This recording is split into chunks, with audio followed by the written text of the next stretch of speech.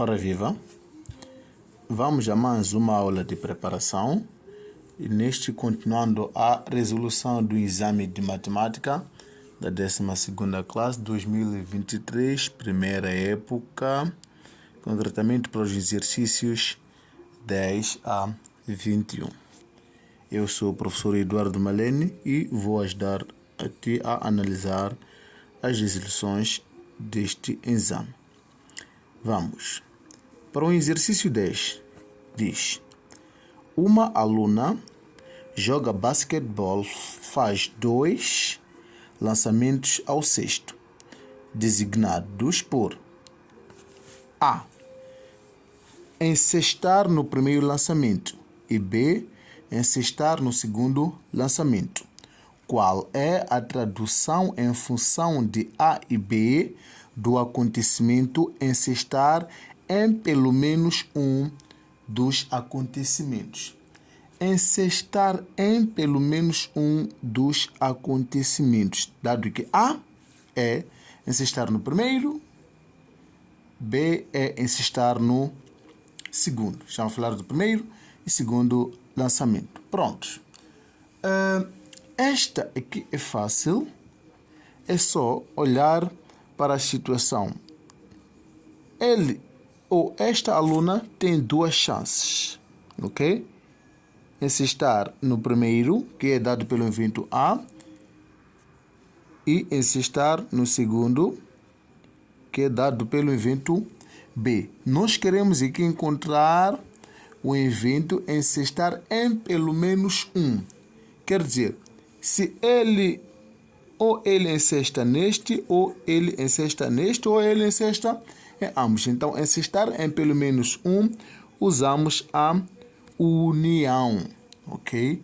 Então, significa será, se for em probabilidade, também será a probabilidade de união. E assim, a nossa resposta será C, ok? Que é a união com B. 11. Quantos acontecimentos elementares existem nos bilhetes de loteria enumerados de 000 a 3.999? O que é um elemento elementar? O elemento elementar é aquele que resulta em cada um dos casos possíveis de cada evento. Em cada um dos casos possíveis de cada evento. Por exemplo, no lançamento de uma moeda, temos temos 2 acontecimentos elementares, ok? Que é encontrar a cara ou encontrar a coroa, certo? E numa moeda teremos 6 elementos elementares, que é encontrar a face 1, 2, 3, 4, 5 e 6. Então, significa teremos aqui 6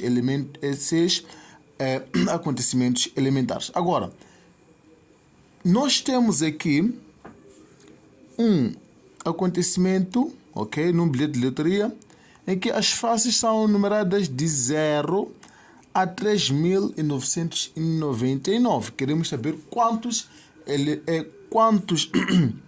acontecimentos elementares aqui teremos. Olha, o primeiro será este, composto por 00. Este aqui também é um dos casos possíveis, ok? O segundo será 001, assim sucessivamente, até encontrar 3999, ok? Agora, se você for a somar todos estes, vai perceber que terá o quê? 3.999 mais 1. Isto vai dar 4.000, ok? 4.000. Este 1 provém exatamente deste primeiro com 000. Então, procurando a alternativa com 4.000, será a alternativa B, certo? 12. Quantas palavras com ou sem sentido se podem obter com a palavra unir, ficando as vogais sempre juntas? Ok, palavras com ou sem sentido, geralmente nós chamamos de anagramas. Anagramas são palavras com ou sem sentido que podem ser criadas a partir de uma palavra dada, ok? Mas aqui querem saber quantas palavras com ou sem sentido se podem obter com a palavra unir, ok? Temos a palavra unir.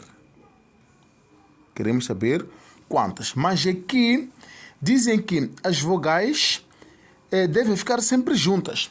Pronto. Vamos analisar este porque certamente vai ter alguns problemas que merecem o mesmo tratamento. Se nos pedisses simplesmente quantas palavras com ou sem sentido podemos formar com a palavra unir, aqui era simples o caso. Era só calcular a permutação, ok? Permutação de quê? De quantas letras nós temos? Temos 1, 2, 3 e 4. Calculamos 4 fatorial, não é? E 4 fatorial será igual aqui a 4 vezes 3 vezes 2, não é? Vezes 1, isto é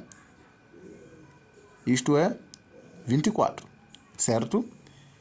Aqui seria o número ou a quantidade de palavras nós podemos formar só com a palavra unir, sem obedecer nenhuma ordem, sem outra coisa. Agora, aqui nos pedem para encontrar a quantidade de palavras com ou sem sentido podemos formar com a palavra unir, mas com as vogais sempre juntas. Aí sim, vamos pensar um pouco. As vogais devem estar sempre juntas. Temos aqui a palavra unir, ok? Quais são as vogais que nós temos? Temos o U e o I. Então, vamos juntar. Vamos ficar com o I, certo? Elas formam, é como se estivessem a formar uma única letra agora, certo? Então, de seguida, vamos ficar com N, R, ok? Então, teremos aqui. Agora, se for a perceber aqui,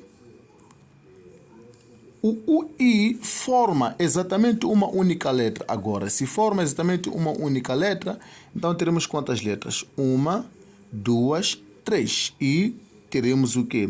3 fatorial. 3 fatorial, que é o quê? Que é 6. Ok? Este é o primeiro resultado. Agora, cuidado. Aqui onde nós temos o I, ok? Eles algumas vezes podem se trocar. Começar o I, terminar o U, assim como começar o I, terminar o U. Neste caso, devemos ainda permutar as vogais. Então, quantas vogais temos? São 2. Então, neste caso, vamos permutar as vogais. Permutando as vogais, teremos 2 fatorial, que é 2, certo? Agora, o resultado final será o produto, ok? Entre o 6 e o 2. 6 vezes 2, isto é 12. E este aqui vai ser o nosso resultado com a alternativa A.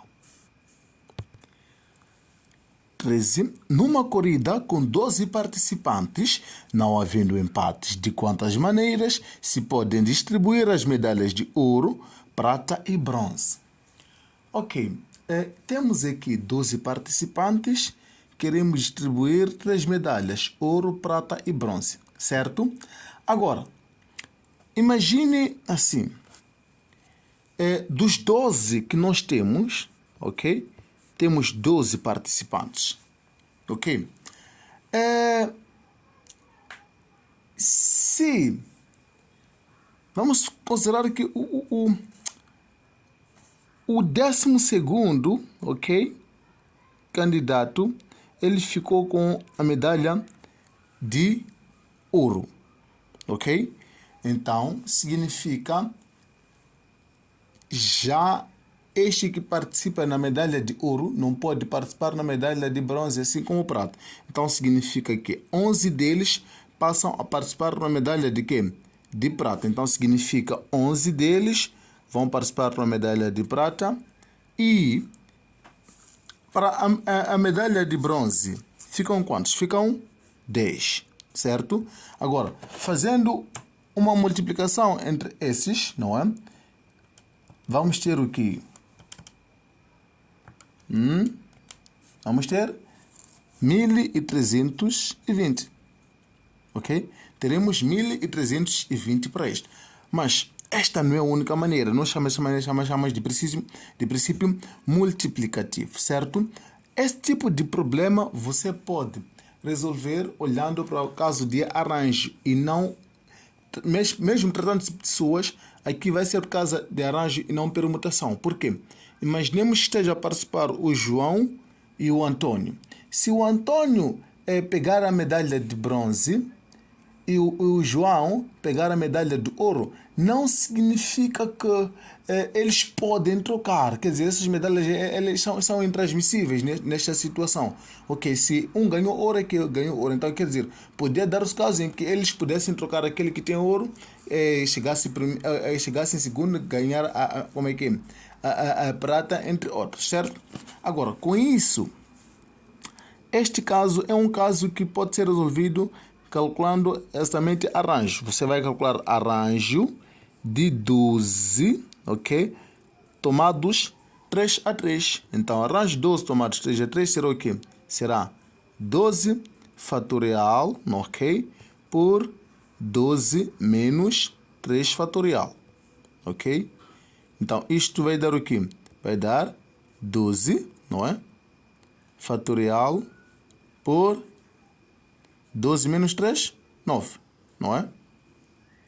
E resolvendo este, você deve ter 1320, certo? E a resposta correta é a linha A. 14. Numa equipe de 10 médicos, em cada noite devem estar 4 de serviço. Durante quantas noites se formam equipas diferentes? Olha, temos 10 médicos, ok? Devemos formar 4 equipes.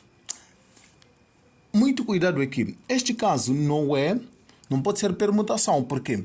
Porque já temos uma ordem. E também volto a dizer que este caso não vai ser nenhum arranjo. Por quê? Porque vamos supor que nos 12, nos 10 médicos, exista lá o Antônio e o João, ok?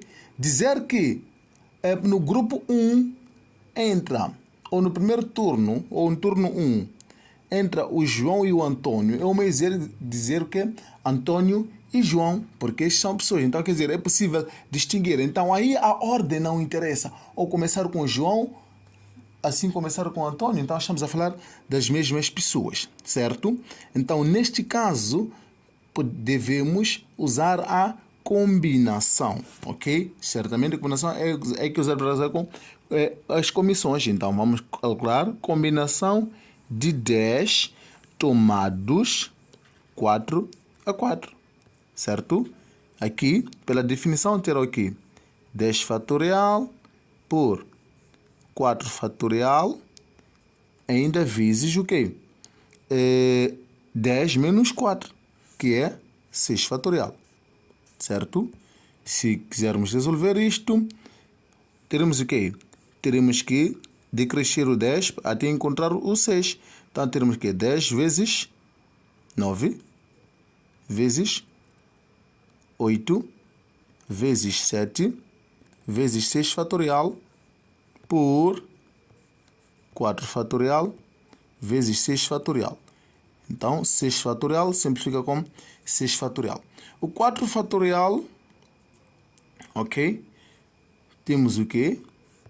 Ainda 10 vezes 9 vezes 8 vezes 7 por 4 fatorial, que é 24, ok?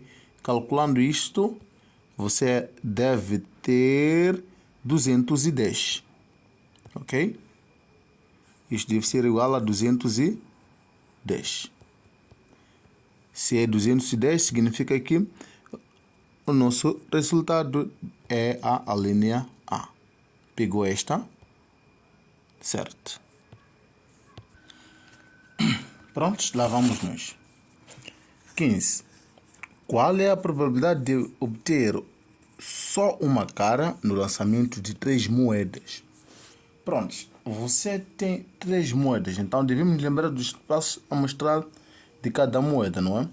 O número de casos possíveis para cada moeda é de 2 para a primeira moeda, 2 para a segunda, 2 para a terceira. Então, 2, 2, 2, 2, 2 será 8. Este será o espaço amostral dos 3 eventos que ocorrem de modo simultâneo. Ok? Então, este é o número de casos possíveis. Agora, qual é a probabilidade de obter uma só cara? Você lançou 3 moedas e quer observar uma só cara. Ok? Então, quer dizer, as outras moedas, ou pode ser a primeira moeda dar-te cara, as outras duas devem dar coroa. Ou a segunda dar cara, as outras duas dar coroa. Então, significa, qual é o número de casos favoráveis? É 1. Ok? Este é 1.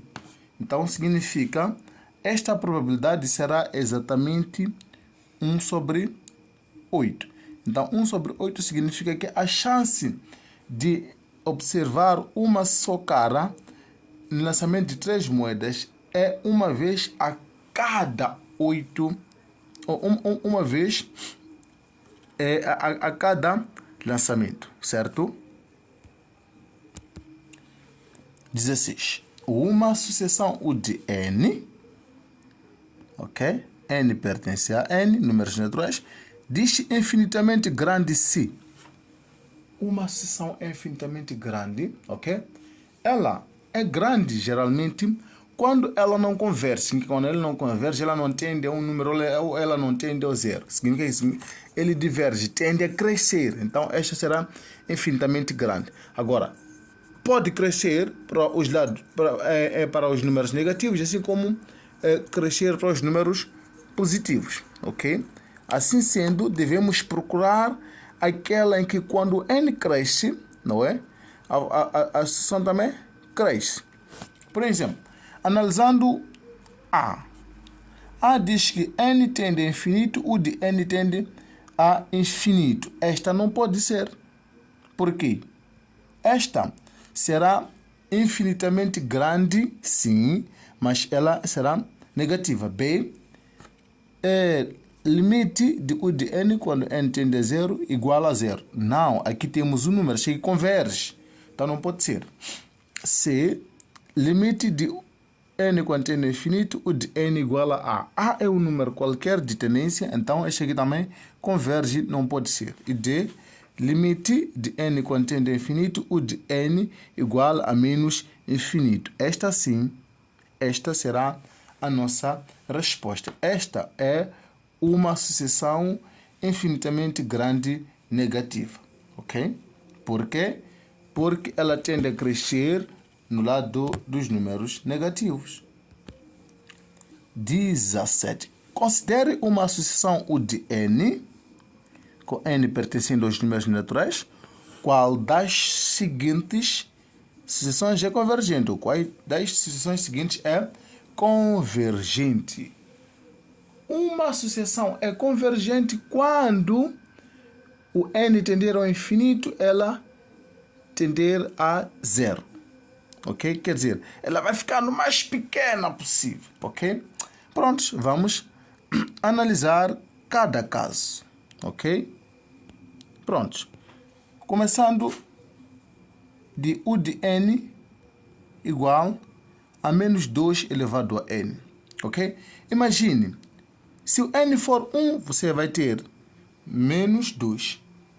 Se for 2, vai ficar com menos 4. Então, significa, este aqui será, para quando n tender ao infinito, este aqui vai tender a menos infinito. Então, este é A.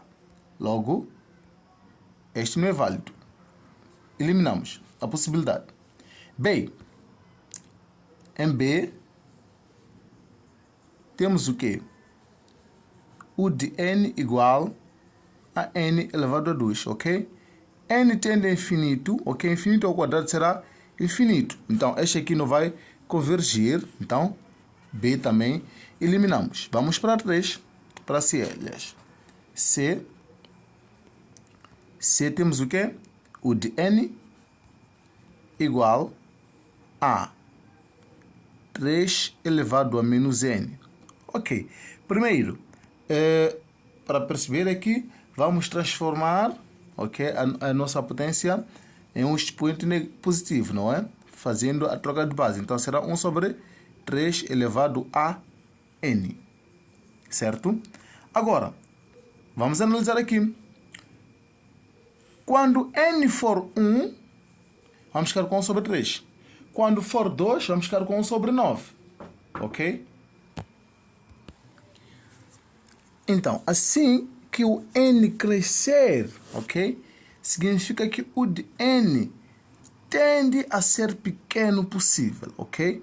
Então, significa ele vai tender a 0. Estamos juntos? O n cresce, o de n tende a 0. Então, esta aqui tende a 0. Logo, esta será a nossa sucessão convergente, ok? Deixo o espaço para analisares D, certo? 18. A soma de n termos de uma progressão geométrica é calculada pela fórmula. Ok, aqui só querem apenas a fórmula da soma de n termos de uma progressão geométrica. Ok, podemos lembrar. Escreva assim, Sn, ok? Sn. Tá bom? E escreva A1. Escreva A1. Ok? Então, depois de escrever A1, o que eu tenho que fazer?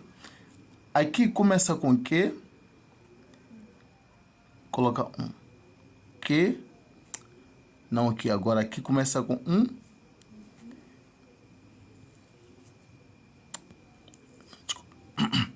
Começa com Q. Coloca 1. Certo? Q. Coloca 1. Q. Coloca 1. Ok? Então, o que eu tenho que fazer aqui nesses espaços? Se eu colocar menos, aqui coloca mais. Certo? Ok. Então, na expressão do numerador, no Q, é só colocar elevado a n. Elevado a n. E procurar avaliar qual destas, ok? Então, a primeira diz A1, 1 mais Q elevado a n, Q mais 1. Então, esta primeira em A coincide com esta. Por mais que tenhamos os fatores invertidos, ou as parcelas invertidas, ok? E o resto fica assim como está, certo? Vamos. 19. Qual é o valor de limite de 3, 5 menos n ao quadrado por 2 menos n ao quadrado, ok? Temos limite, ok? Certamente aqui n tende a infinito, tá bom? De 3, 5 menos n ao quadrado sobre 2 menos n ao quadrado. Ok. A primeira coisa ao fazer limites é procurar achar a indeterminação. Ok? Então, ao achar a indeterminação, o n aqui será substituído com infinito e aqui também o n será substituído com infinito. Então, você vai ter o quê? Vai ter 5 menos infinito. Ok? 5 menos infinito vai ser infinito. Infinito ao quadrado é infinito. 3 vezes infinito é infinito. Ok?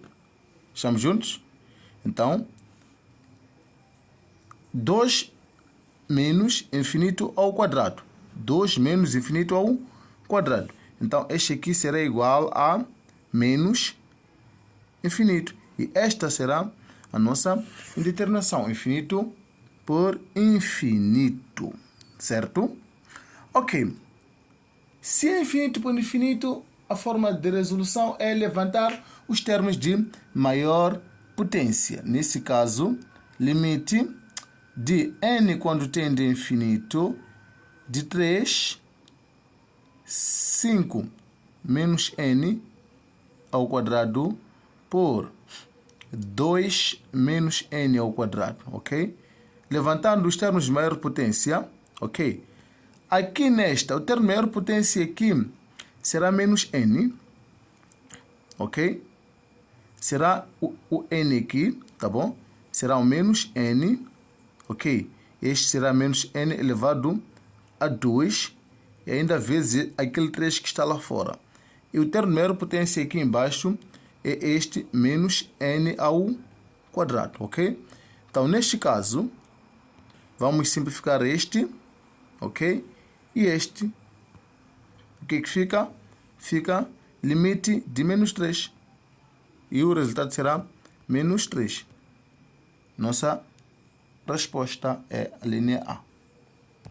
20. Na sucessão de termo geral, há de n, 6n por n mais 3. Qual é o termo de ordem 3? Então, há de n igual a 6n, n mais 5, ok? Qual é o termo de ordem 3? Significa o quê? Na sucessão, você deve substituir o n por 3. 6 vezes 3, 3 mais 5, ok? Isto vai dar o quê? Vai dar 18 por 8, ok? 18 por 8, o que é? 18 por 8 é 2 vezes 8 por 2 vezes 4. Na simplificação, desculpa, 2 vezes o 9, não 8, tá bom? Desculpa aí, 2 vezes o 9 por 2 vezes o 4. Então, fica 9 quartos, ok? 9 quartos é a alternativa D.